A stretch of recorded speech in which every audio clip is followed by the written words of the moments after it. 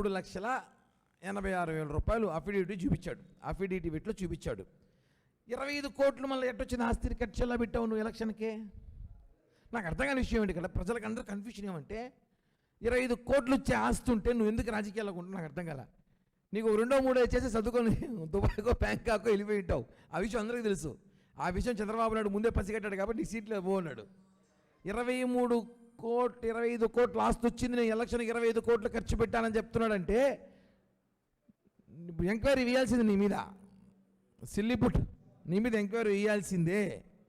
ఈరోజు ఎంత దౌర్భాగ్యం పరిస్థితి అంటే ఎఫ్ఐఆర్లో క్యాస్ట్ లేదు, కాపు అని మెన్షన్ చేసి మాట్లాడుతున్నావే. దేనితో తిట్టాలో దేనితో కొట్టాలో అర్థం కాని పరిస్థితి ఉంది. ఎంత బాధాకరం అండి. ఒక అడ్వకేట్ నువ్వు, high court advocate, A court advocate, of court, నువ్వు ఎలా మాట్లాడతావు మీరు చూడండి. మీరు వినిపించారు కాబట్టి చెప్తున్నా. నేను అసలు అడగచ్చు ఎప్పుడు మాట్లాడాలి అనుకుంటారేమో. ఒక కులాన్ని ముద్రేసి అతను మాట్లాడిన మాటలు వినాల్సిన అవసరం ఉంది. ఒక్క నిమిషం please. Proceedings of the Superintendent of Police. Letter to the Director, FSL Hyderabad, with letter of advice on the list of property. FSL Hyderabad dated 19/9/2017. Caste certificate of LW1 ST Sugali. అంటే ఎవరైతే పాప చనిపోయిందో అతను. caste certificate of A2 and A3 OC కాపు. నిందితులు ఎవరండి? వాళ్ళు red అయినప్పటికీ కూడా అక్కడ ఓసీ కాపులు. ఇది చాలా స్పష్టంగా ఛార్జ్ షీట్లో మెన్షన్ చేశారు. ఇప్పుడు నేనేమంటానంటే కులమొద్దు కులమొద్దు కులమొద్దు అంటున్నారు కదా, వీళ్ళు కాపులు కాబట్టే నిందితుల దగ్గర కోట్ల రూపాయల డబ్బులు తీసుకొని ఇన్ని ఆధారాలు ఉన్నప్పటికీ కూడా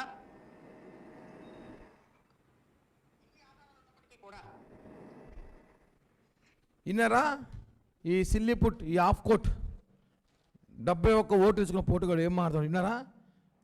కాపు సర్టిఫికెట్లు ఉందండి అంటూ. ఎఫ్ఐఆర్ అయితే నా దగ్గర ఉంది, ఒరిజినల్ ఎఫ్ఐఆర్ తెప్పించాము ఇందాక కర్నూలు నుంచి. అందులో ఎక్కడ క్యాస్ట్ మెన్షన్ చేయలేదు. జనార్దన్ రెడ్డి కానీ హర్షవర్ధన్ రెడ్డి కానీ లేదు. ఈయన ఒకవేళ కాపు మెన్షన్ చేసుకుందాం అనుకున్నాం అనుకోండి, రెడ్లని కాపు అంటారా లేదా మనకు తెలుసు.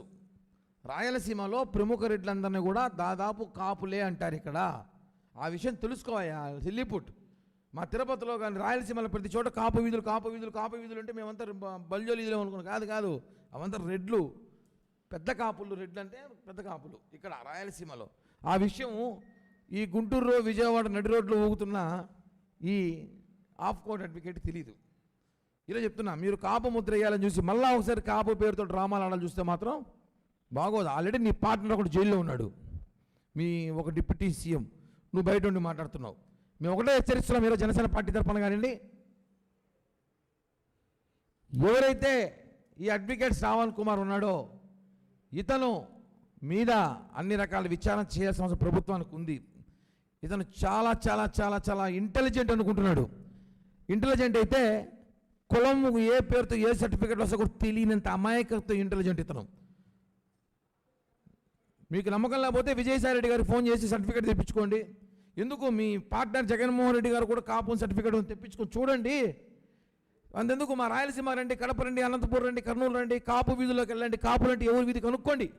కాపులంటే రెడ్లు. ఆ విషయం తెలుసుకొని దయచేసి పవన్ కళ్యాణ్ గారి మళ్ళా దీన్ని పవన్ కళ్యాణ్ గారు చుట్టూ తీసుకురావాలని ప్రయత్నిస్తే మాత్రం సిల్లిపుట్